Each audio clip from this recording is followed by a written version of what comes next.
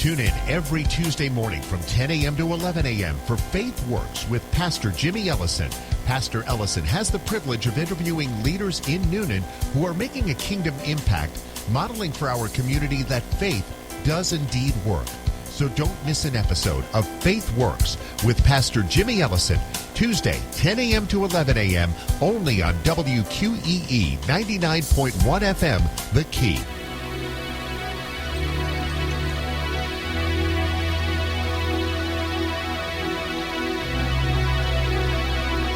Good morning. It's now time for Faith Works with Pastor Jimmy Ellison from the Noonan City Church. Conversation with Christian leaders in the community where faith really does work. Here's your host this morning of Faith Works, Pastor Jimmy Ellison. Good morning, Noonan. This is Jimmy Ellison, and you're listening to Faith Works, where each week we talk to different leaders in our community who are demonstrating that faith does indeed work. And we are back for round two with my good buddy Derrick he's the executive director for Empowered for Life, which is an outstanding nonprofit here in our community that is doing just great work. And before we jump into all my questions, welcome, Derrick. Glad to have you back, man. Good to be back. I was here last night doing something with David St. John on Monday Night Sports Talk Show. Yeah, just there, a little shameless plug there. Yeah, Derrick. I tell you what, Derrick knows more about sports than anybody. I mean, you really are pretty well versed in multiple sports. Yeah. You know, I feel like I can hold my own pretty good with college football, but you got, pros. Football, yes. Different sports, baseball. You keep up with all of it. Crazy sports fanatic. I always love sports. That's great. That's good. That's good. Well, we are here today. We're going to, we did not talk a lot about the race, just the dilemma, the conundrum that we're all facing right now. Big word. You like that conundrum? Like that. Yeah, I learned that. I wanted to use it. Macintosh education. Macintosh High, baby. You bet. And the tension, the racial tension. Right. And Derrick told me he did not want any of the questions beforehand. Correct. And he said, we're just going to have an honest, raw, just from the heart discussion. Good. With everything. And I think it's important for us, for those who are tuning in today and listening, we're friends. Correct. And that's not just, we're not just throwing that out. I mean, we're truly, we're buddies and have done multiple things together outside of church. Right. You've been to my home. You've ate at my kitchen table. We're friends. I feel very close. I pray for you on Saturdays by name. I know you pray for me, and I love Darius. And Darius, he's what a great kid.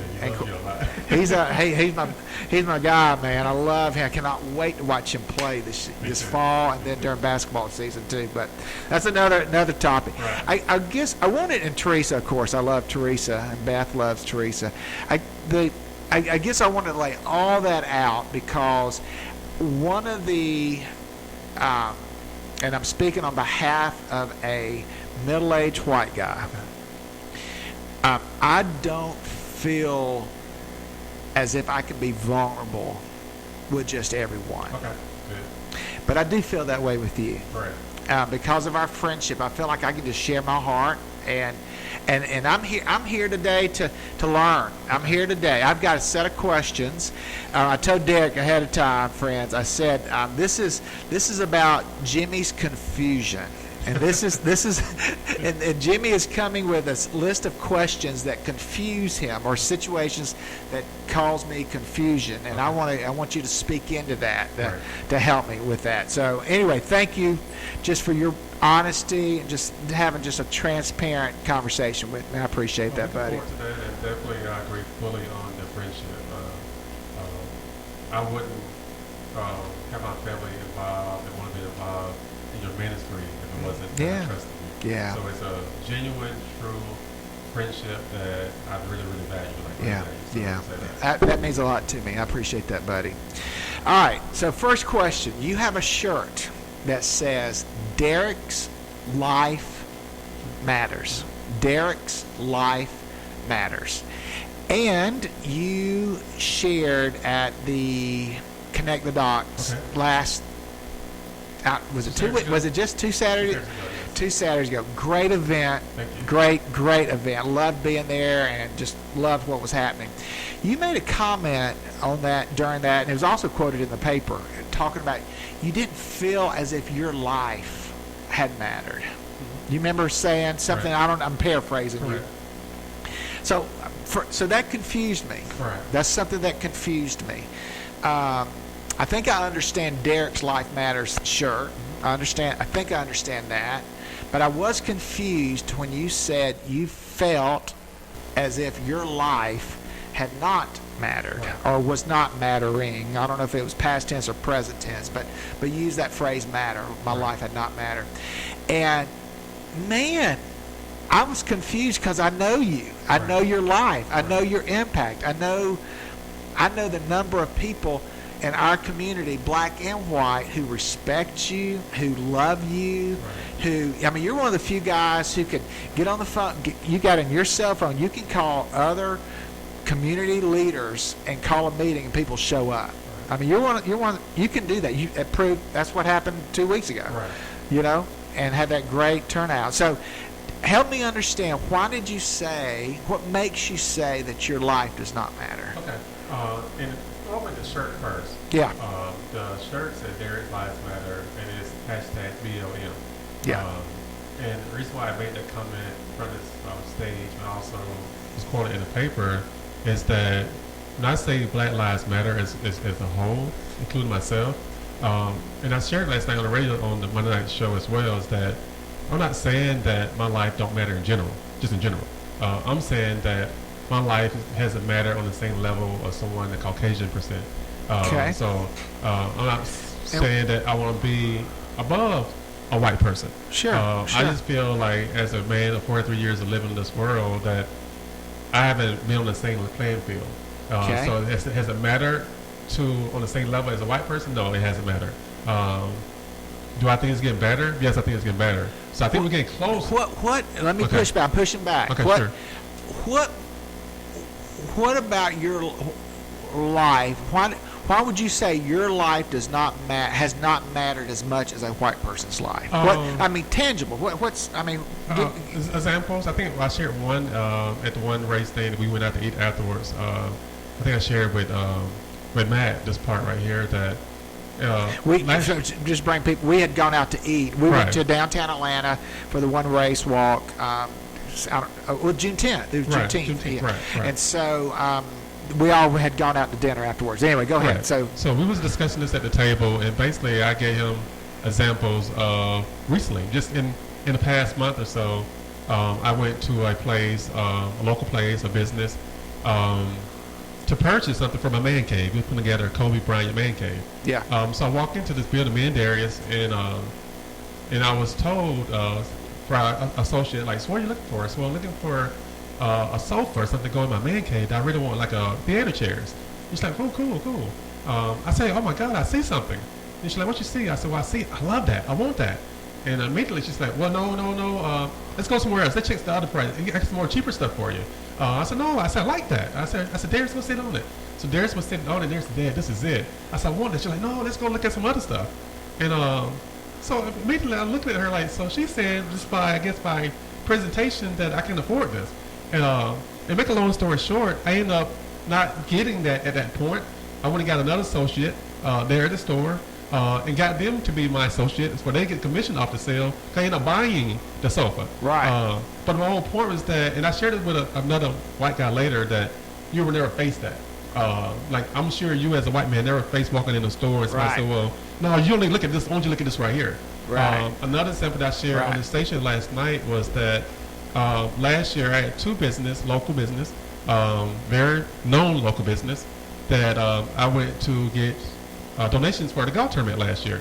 And one of the business, I was immediately told as I walked in the door, no solicitation. You know, they did not have it on the door. It was told from the beginning. The next business told me, well, we're not interested. So what I did, I got someone white last year. to just walk into both businesses and present Impart for Life. Before he left out of the building, one of them was 2 minutes. The other one he said was 5 minutes. He got donations for most companies. I'm the director of Impart for Life. I know Impart for Life left or right, and was told no solicitation. We are not interested.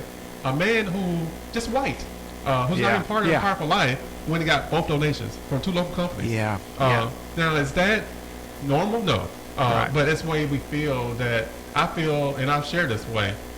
I'm a very close friend with Rob Brad. Like, we are crazy close. When it comes down to getting sponsorship, we're not on the same level.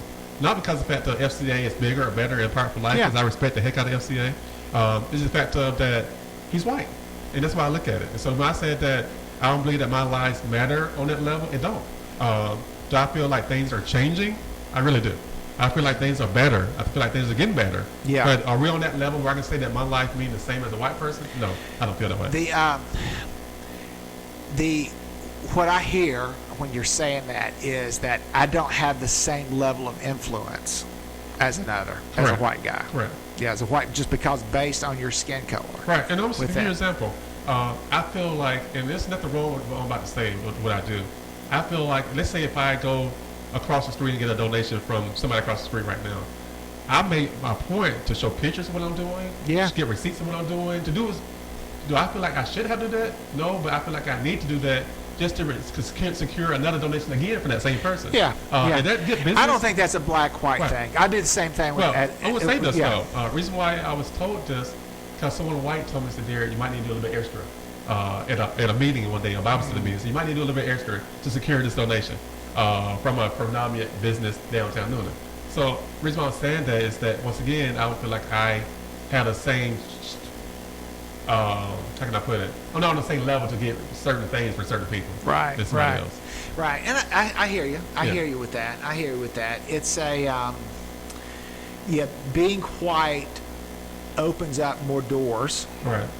Correct. I think I'm paraphrasing, or of course I'm interpreting what you just said. But the idea of being white opens up more doors when it comes to soliciting funds for the nonprofit. Right. That's what you're saying there. No doubt.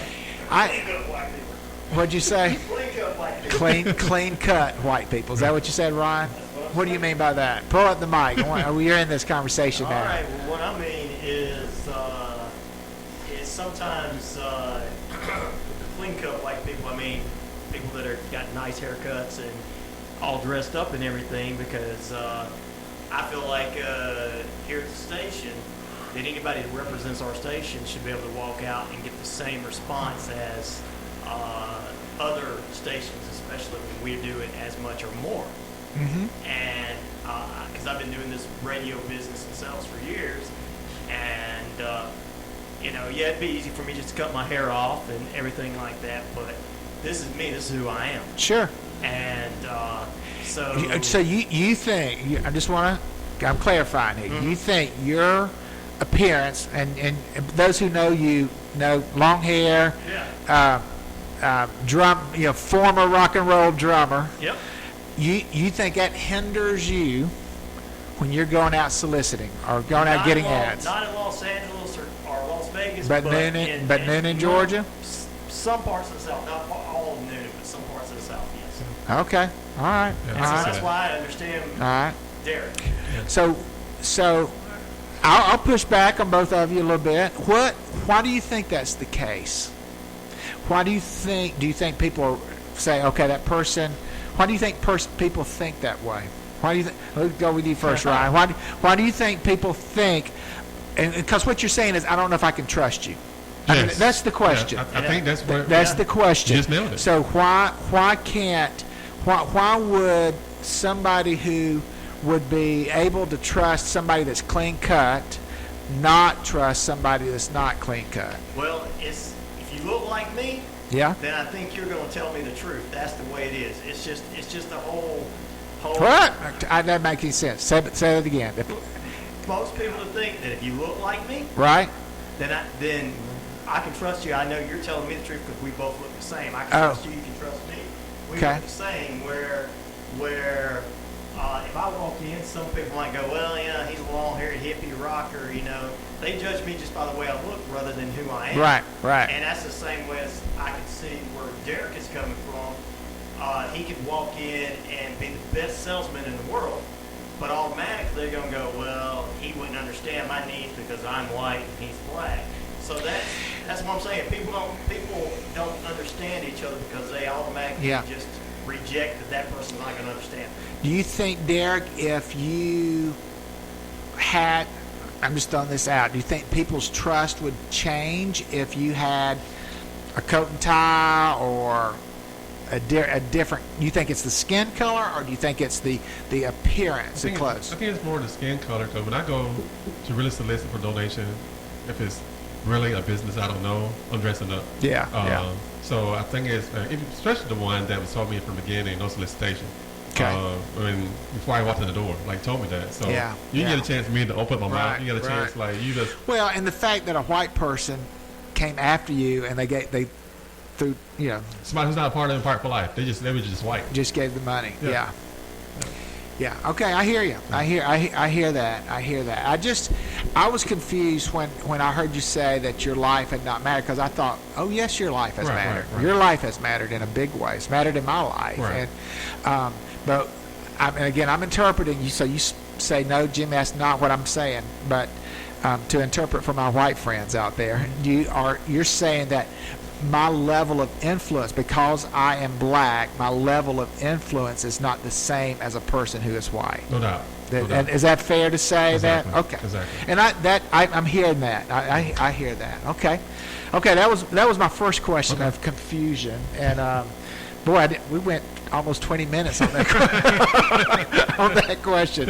Here's my second one. This is a little different.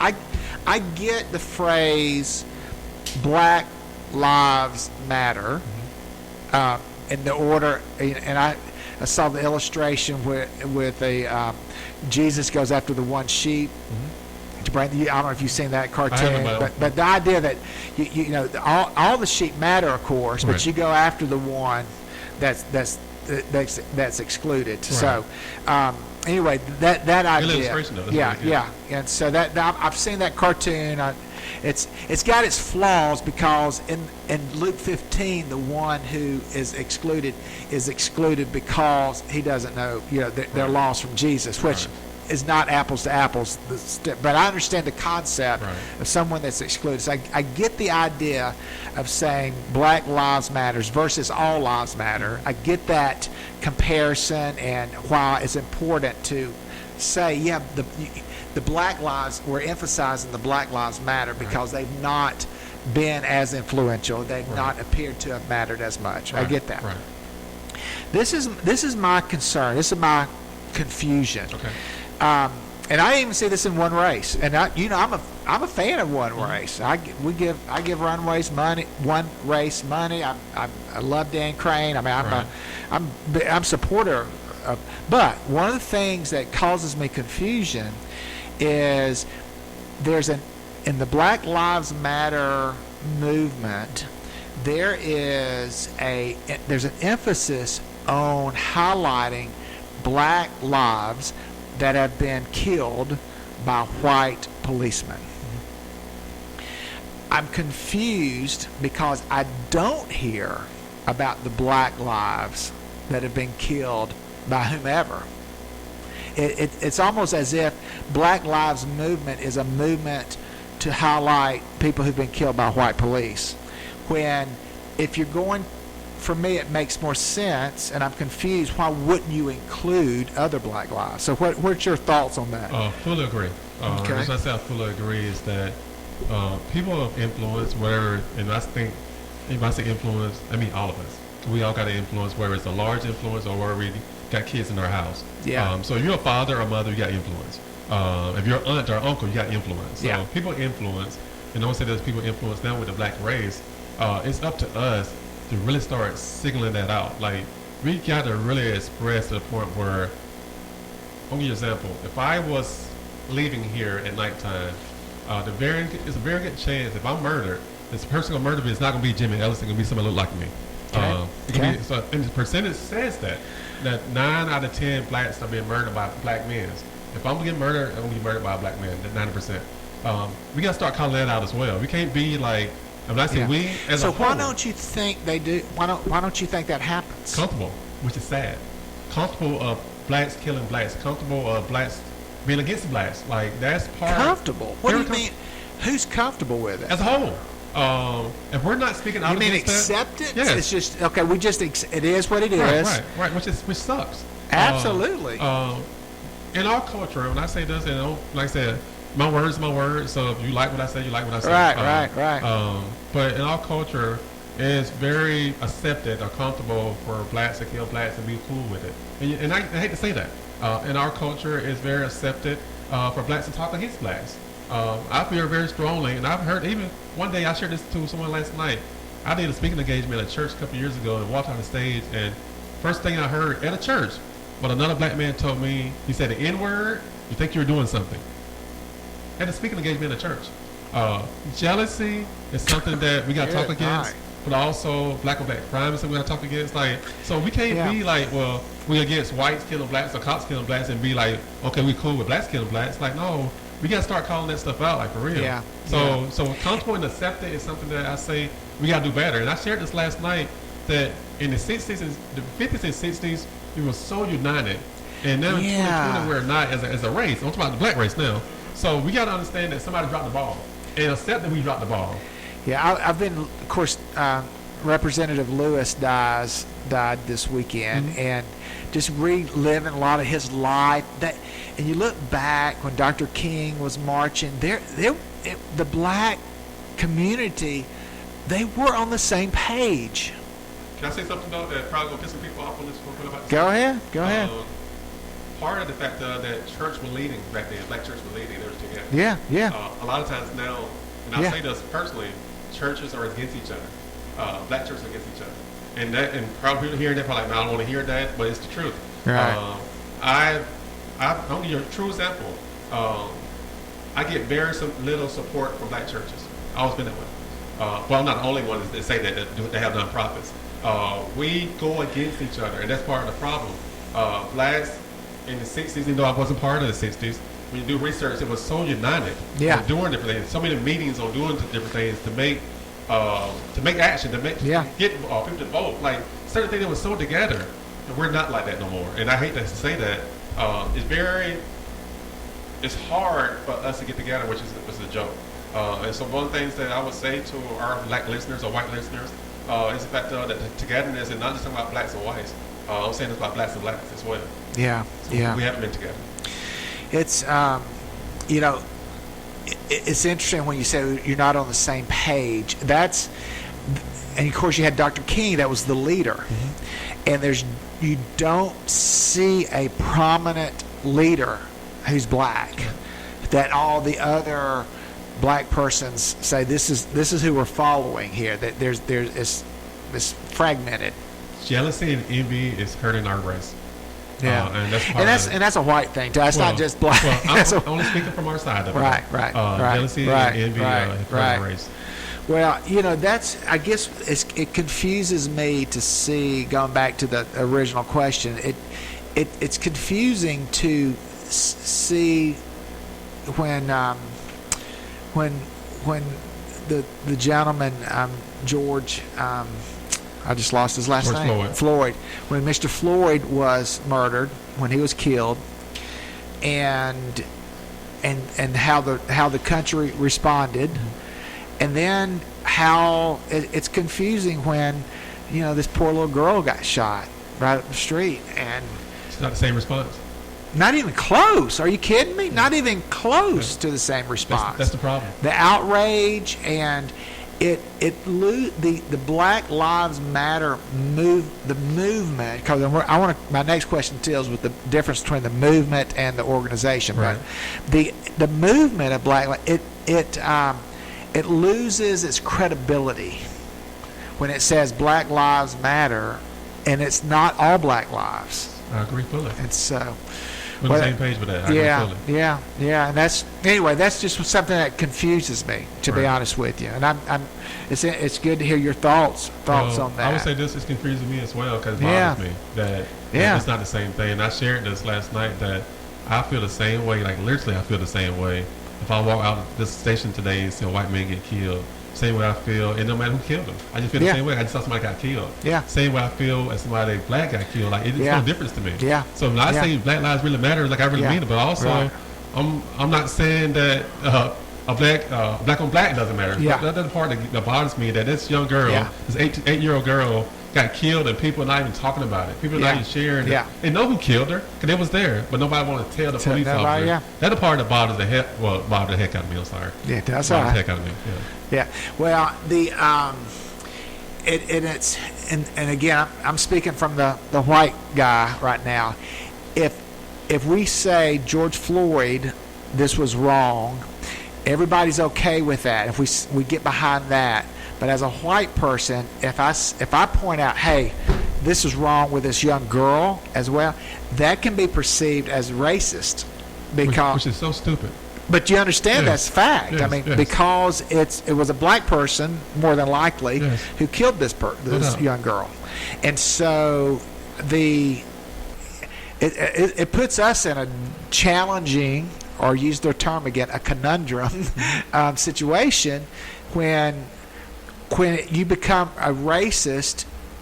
You're labeled, and that's the worst thing anybody can call you, right? That's the worst thing. That's to be called a racist is the worst thing, and so you highlight black on black crime, then all of a sudden you're racist versus white on black. It's just it's disturbing. It is.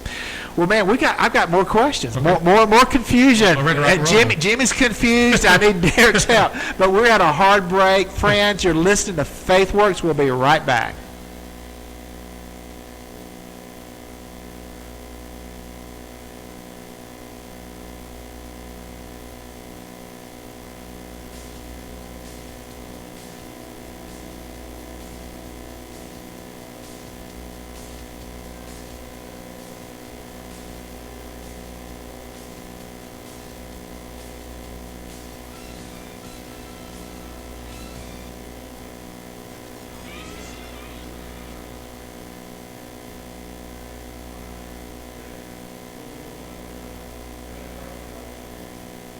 Things River Dragons hockey this Tuesday on WQEE and WZEV.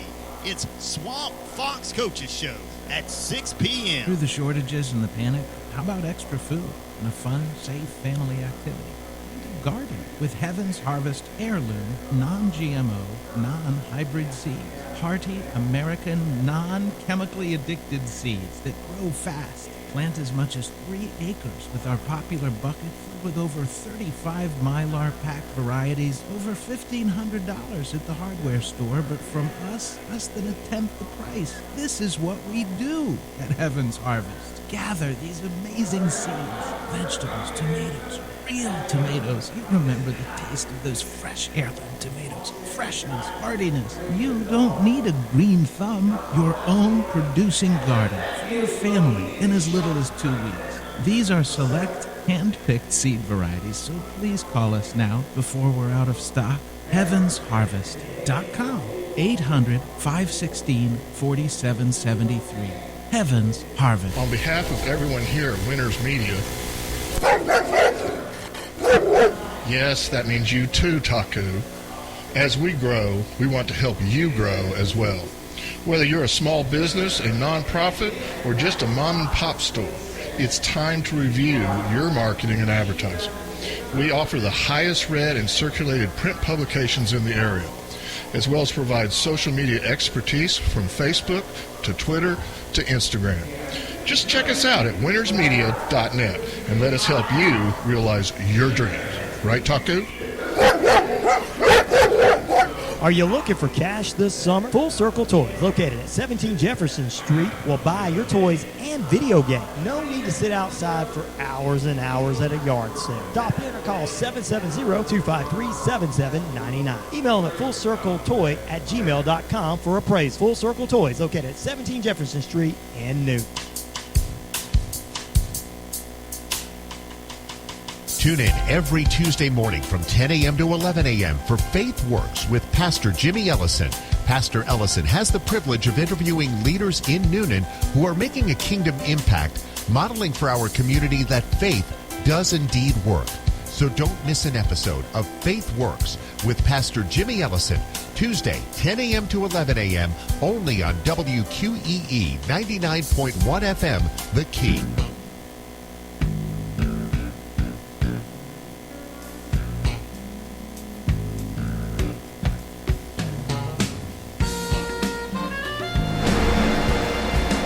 Friends, this is Jimmy Ellison. Thanks again for tuning in to today's show. We are having just a wonderful conversation with my friend Derrick Teagle.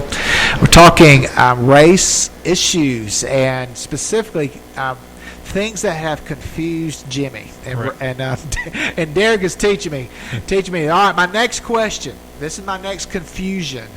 Next thing is, it confuses me to hear Black Lives Matter and talk to someone like you, and it confuses me to see on the television hashtag Black Lives Matter and people destroying things. And what's confusing is that I see those two. I hear you. I see this. I don't hear from individuals, black individuals, white individuals. I mean, it doesn't matter what color it is, but I don't hear people saying this behavior does not represent Black Lives Matter. These people need to be persecuted. Right. I mean, prosecuted. Right. So help me with my confusion with that. I would say this. Let's throw out some names. Let's throw out Al Sharpton. They throw out Donald Trump. They throw out Keisha Lance Bottoms. They throw out Brian Kemp. The reason I'm throwing the names out because people either support them or don't like them right now, one way or the other. It's usually nobody really in the middle of the ground with either one of those names. And let's say that I say, man, Ryan, you really support Brian Kemp. And I'm like, man, I think that's crazy. Why you support Brian Kemp? But it should take a conversation to find out, like, so why you support him? And understand that even in that conversation, we're going to respect your answer, even though I might not agree with your answer. And the reason why I'm saying this, if we talk about Black Lives Matter movement, as organizers, do I support that? I don't. I really don't. Right. Because it's some things that don't line up with how I feel. Yeah. But then again, if I say Black Lives Matter, like, no, dear, I want to know about that. Ask me why I say Black Lives Matter. Yeah. And it always going to come down to the point where I said on the stage that night, and I said earlier, is that I feel like we had been on equal playing ground. Yeah. And I'm not saying this, and I said it in the paper as well. I'm not saying that my life is better than anybody white. Like, not at all. And I don't. You mentioned that. You talked about it in the paper. I don't hear that. I don't think white people hear that. I don't. I think I speak. I've been told that before, though. That the idea of saying Black Lives Matter, that Black Lives Matter more than white people. Right. Now I don't. In my circle of people, and I'd tell you if I had heard differently. Right. I've never heard someone make that assumption with Black Lives Because the Matter. person came to me and said that. They said, well, why are you not walking around saying Blue Lives Matter? Or why are you not walking around saying White Lives Matter? Mm-hmm. And I said, well, once again, I'm not saying that all first lives don't matter. And once again, I got a son that's going to be an officer. Yeah, so I sure. love my son. Sure. So Sure. I'm not saying that blue lives don't matter. I'm not saying that white lives don't matter. I'm just saying that we have failed as black people that our lives have to matter on that same level playing field.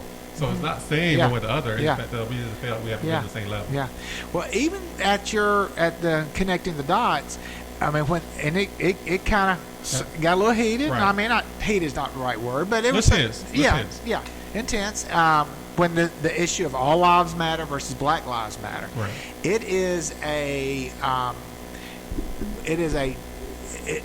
a what's the right word? A trigger, I guess. When people hear Black Lives Matter, they go in different camps, Right. and to me, the confusing part is why can't we say Black Lives Matter? Certainly, and I oppose what the Black Lives organization does. You don't hear that. I'm not saying you didn't hear it at your conference. Right. I mean, at the seminar. Right. You didn't hear that. Right. But you heard a lot of Black Lives Matter, Black Lives Matter. Right. But you did not hear Black Lives Matter, but I do not agree with what the hashtag, the organization, the nonprofit organization is doing. Nobody said that. And that should be on the person, though. And that's just why What do I you say mean on that, the person? Like if I'm on stage and I was talking, Yeah. like I got interviewed, as I was sharing that about my difference in how I feel, they would question my estimate. So it's question my estimate. So I shared that I don't agree with the whole organization. I agree that my life should matter. So that's why I said it's based on the person. So the people that had a chance to speak that night had a chance to say that. As I also had a chance to say that in my newspaper interview. When I had the chance to say it, I said it. Same thing I said last night on my show, that I'm not with the organization. But their lives should matter. Sure. So I think and so it helps me to hear that. I wish we could hear it more. It confuses me that I don't hear that more often, I guess, from others. No doubt. But I appreciate you. We got too many questions. I'm running out of time, Ron. Next question is, we don't even have time to get into the cops situation because, let me real quick. It confuses me to hear. Again, this is part of the Black Lives Matter. That it's an the Black Lives Matter movement comes across as an anti-cop movement, not anti-bad cop movement, anti-cop movement, and it confuses me why people who would support black lives, people who are black, why they would support people who are black. Because people who are black need police, just like white people need police. We need police. We need law and order. We need that. So, help me understand why. I understand how there are bad white cops. Bad cops, period. So not just white cops. Huh? Just bad cops, period. They're bad cops. Right. Well, black and white. Again, you don't hear about anything. I haven't heard anything about the bad black, but I'm just based on what I've been told. I mean, anytime anybody tells me a story about a bad cop, it is a white guy. Right. So I'm just based on my experience. Okay. But they're bad cops. Right. Why wouldn't we say we're for? Why are we against cops? And I hear that from the Black Lives, just based on. I mean, now they're defunding. New York, they took away $1 billion. They took their casual police, their street closed police unit gone. Which I think is crazy. So it's confusing to me, and we've seen now. Gosh, every day the crime is just off the chart. In Atlanta, it's up. And I've got friends who are Atlanta police, and let me tell you, they do not feel supported. Well, I agree. Do not feel supported. It's confusing why somebody would want that. Why would you want lawlessness? Right. Well, that's confusing. Is I'm confused about that? No doubt, because to me it makes no sense again. And once again, it goes with the whole Black Lives organization, which is, like I said, there's a reason why I disagree with some of their things they say, because in fact, I'm never going to be against cops. No matter what kind of run-ins I have with cops, past and present, I'll never be against cops because I understand it's bad seeds in every profession. Absolutely. So that's called common bad sense. Preachers. Right. It's called, we could go on that. So that's why I said you got to use common sense becoming stuff like that. I'm always going to be against anything that's anti-racist. I mean, anything that's racist. I won't be against anything that we call out something that make no sense. So to say that all cops are bad, and I've said this over and over again, is one of the stupid things you ever will hear. Yeah. It's really stupid. Yeah. So you focus on situations. Yeah. The Minnesota situation with bad cops. Yeah. The Grumman Absolutely. situation with bad cops. And everybody, I don't know a single person who would not jump on that bandwagon. Right. I'm So, sure there's some, but I know. Right. So that's my whole point. So you just gotta call things how you see it. But the whole movement is saying that cops are bad, or they're funding cops and defunding officers. That's stupid. Yeah. I said that from the beginning. That's really stupid. And like I said, once again, everybody who has a platform should be saying those type things. Yeah.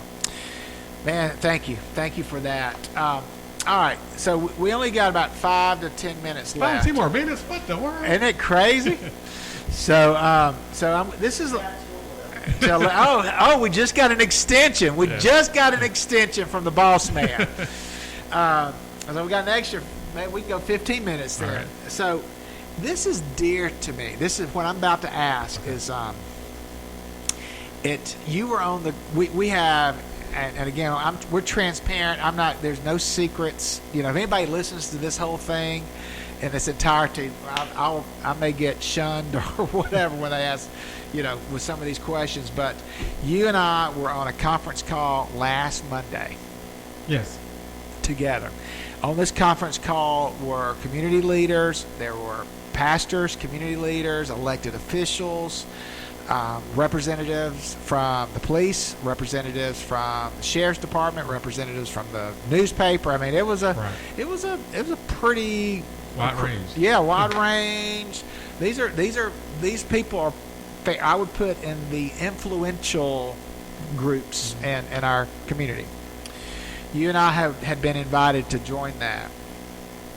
This was the topic, the race topic, and I was hearing over and over. This is what I was hearing as a white guy. The white people, all these issues all the issues are related to people being white. They're racial. I mean, if there's a racial, it's white related. That's what I was hearing. And you know me, you're my friend, you know my heart, we've been around each other. You know that I am one who wants to fix things, who wants to make a right. If there's a wrong, I want to make it a right. Correct. I want to change it. That's how I'm wired. And I had typed in, I don't know if you were on the call or you knew this. I was eating half of the call. It was during lunchtime. I was eating for real. So I actually typed in the notes section for everyone to read. Okay. This is a direct quote. What are our next steps as a community? Great question. That was my question. As an exact quote, what are our next steps as a community? And one of the persons on the call, elected official, African American, responded. I don't know if you remember this response. The response was, well, Pastor Ellison, I see Pastor Ellison's question. Whenever I hear that question, my first response is, you need to listen more. Do you remember that in the conversation? You need to do more listening before we talk about next steps. You need to listen more. Brother Derrick, I'm tired. I've listened, and I feel like I've been at the whipping post. And just nonstop, and that's probably not a great analogy, and I apologize for that analogy. But the idea is, I feel like I've just heard it over and over, and I'm ready to fix it. Right. I acknowledge that there are some race issues. How do we fix it? What are our next steps as a community? Okay, great question. And that's part of the reason why I want to do a 4-part seminar. Because the first part of the seminar, I want people to get their emotions out. Whether it's angry, upset, happy, sad, whatever your emotions are, I want you to get it out. And I feel you that we can't keep saying that we're mad. We can't keep saying that we're upset. We can't keep saying that we're racial profile. It's out there now. Right? It's in the atmosphere now. That's good. Right? Yeah, so, agree. The next step to me is education part, because you never go wrong with education. So now educating, but having ideas. So when you say educating, you're talking about, what do you mean by educating? So we talking about race relations, or we talking about cops relations. In fact, if you're not educated on your rights, you find a losing battle. Okay. So doing something to educate, and that's part to our seminars about education. But putting things in place, and I think one of the biggest things in place with any relationship, whether it's marriage, whether it's church related, whatever it is, is having meetings where we can decide, like, what's our next step and let's do it. Yeah. Not just talk about, let's do it. Yeah. I'm big on, I mean, with the talk stuff, let's do it. I know you are. I mean, I right. know this question was something that you could speak into. So now we should be doing some things. Now we should be putting things in place where we're having an outing where cops are actually in the community doing a basketball game with the kids. Okay. Or so doing things to, like, okay, he might be a little bit different. Because the reason why I love Pastor Ellison is because of the fact that we don't do stuff outside the church. Yeah. So, I mean, I'm in your house. We went out to eat. Yeah. We did things outside the church. Sure. We supported my golf tournament. So Yeah. we did more than just going to church and Sure. reading a couple of scriptures and we out of church. Yeah. We did more. So Yeah. building relationships is doing things together. Yeah. So now we got to put things in place because we know money is out there. Where people are like, we got the money. Money's out there to put things in place. And the reason why I approached this to the city of Noonan is I'm not going to sugarcoat what I said. Is money's out there to support business or support nonprofits. Put the money out there and start supporting them. They got ideas of doing things together. So my thing is that we know there's problems. We know that. So let's start putting things together. So why not have an event a month from now where kids and cops just to hang out, get to know each other better? The whole purpose of the Connecting the Dot things for me was the fact of that I want crimes to start being solved by kids or adults telling cops like, I saw this happen. Let's go get that guy. Let's put this guy in jail. Yeah. That's how you start changing things. But just saying that we're upset and we're mad and we're frustrated, I'm getting tired of saying that myself. Yeah. I don't say I'm mad as hell for a long, long time. I don't want to say I'm mad as hell no more. Yeah. I want to say the point where let's do some things together. Let's start working towards doing things together. One of the things that I'm doing a lot now with people of influence, I meet them. Like tomorrow morning I'm meeting someone. We're just going to meet and talk about what can we do now. Yeah. We'll say we're mad. We've got Yeah. to try to step forward. Yeah. And put some things together. So It's good. action is good. what I expect now. So what I heard was activities that bring together cops and kids. Yes. Activities like that.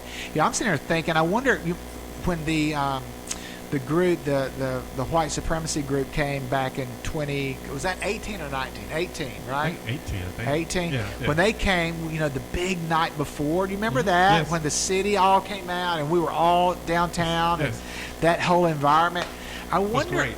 It was so good. It was so healthy. I wonder if we could create another night like that. Why we can't? I'm with you. I'm with Why you we on that. can't. And that's the whole thing that not brought the idea of connecting the dots with the city is that we know the money's there. The word you say Yeah, the money's there yeah, or not, yeah. we know the money's there. Because Yeah. when those racist people came, it was proven that we can come together. Yeah. But also proved that it wasn't about the money. Yeah. So the money's still there for Yeah, sure. yeah. So let's start doing some things together. One of the things that's happening this Saturday is Sister Harris, Deborah Yes. Harris. Yes. We're having a prayer rally praying for first responders, praying for educators, praying for law enforcement. Yes. All that's happening on Saturday, 9 to 11. And, that's an example of, okay, we're going to do something. Yes. I think that would be good. I think that's a positive thing. Continual things. Continual. Yeah. Is the key. Yeah, and I loved what you said. I mean, it's encouraging people. Look within your realm of influence. Look within your friend set. Right. Look within your, Now I tell you, one of my problems is that I have friends. My group of friends are not very diverse. Now I have different colors, but everybody is a Christian for the most. My inner circle. I'm talking about my inner circle. People that I'm buddies with. They're Christian. Maybe I ought to. I've got, of course, people that I am connected to who are not believers, Right. but most people are believers. Most people are people who value family.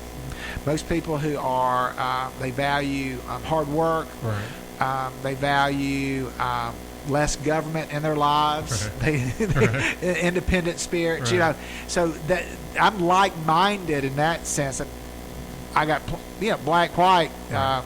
Asian, and all in that circle. Right. But they are the same mindset there, and so. But look for those individuals. I want to ask you this for the leave, and this is you. And you've always said, just ask you anything, keep it real, ask you Right. anything. Can you give me an example in the last year where you saw racism played out in the community? I know you talked about the person not when you went to solicit donations for that. I hear that. Can you think of other example, like in the community, something in the community that was that people say, that's racism? In our personal community. Yeah, Noonan, No. Georgia. Okay. No. Okay. Why don't we hear more of that? Why don't you say from the platform? I want you to know I cannot pinpoint our community is getting it right. Our community is healthy in that. And that's why I said it that night, and even said it when Beth did the article with me. Is that, and I even said it today. Our community is trending in the right direction. We're definitely moving in the right direction. For Yeah. Sure. Yeah. Are we there? No. Okay. What makes us not there? Because I still feel, what I said earlier, that I'm still not on that personally. I'm not mattering as much if somebody else be doing the same thing that I was doing. Yeah. But not just a Derrick thing. Yeah. I just feel like as a whole. Yeah. But I think we're getting there. Yeah. And what encouraged me by getting there is that our youth. Our youth don't really see it, like for real.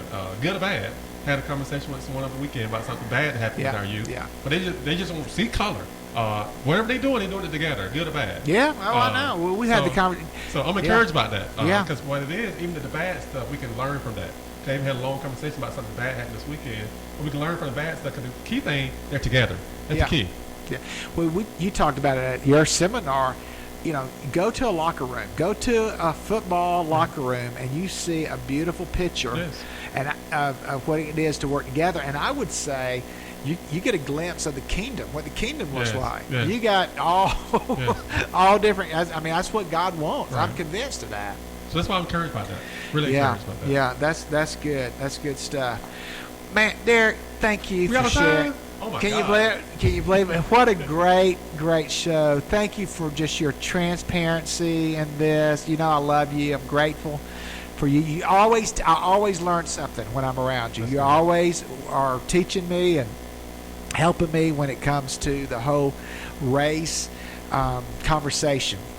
Can I do a shameless plug real quick? Absolutely. Come on. All right, golf tournament, September Yes. 11th. Yes. In Prideful Life Golf Tournament this year, we're supporting, once again, Children Haircut Atlanta. This year, golf tournament, we'll do 2 prizes, hole-in-ones.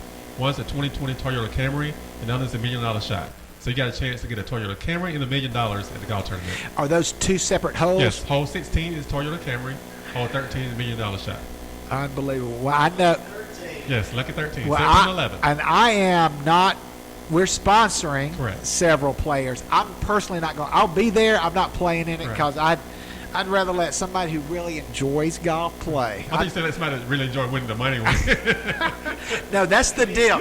That's the deal. If I pay for somebody's sponsorship, They got to give you a cut. I get a cut. Are you kidding me? That's a finder's fee. Are you kidding me? That's a cut there. Oh man.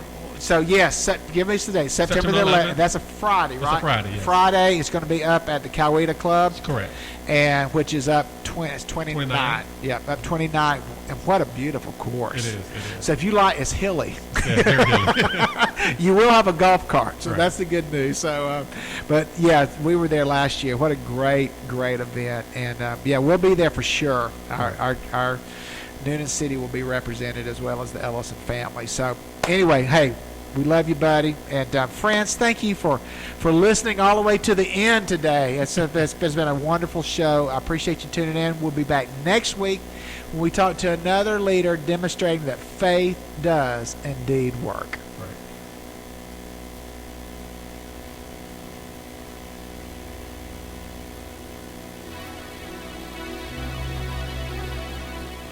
Thank you for tuning in for this edition of Faith Works with Pastor Jimmy Ellison of the Noonan City Church, located at 17 First Avenue here in Noonan. Noonan City Church, transforming lives for Jesus' sake. Join us every Sunday morning at 9 a.m., 10:30, and 6:30 service. Until next time, have a blessed week.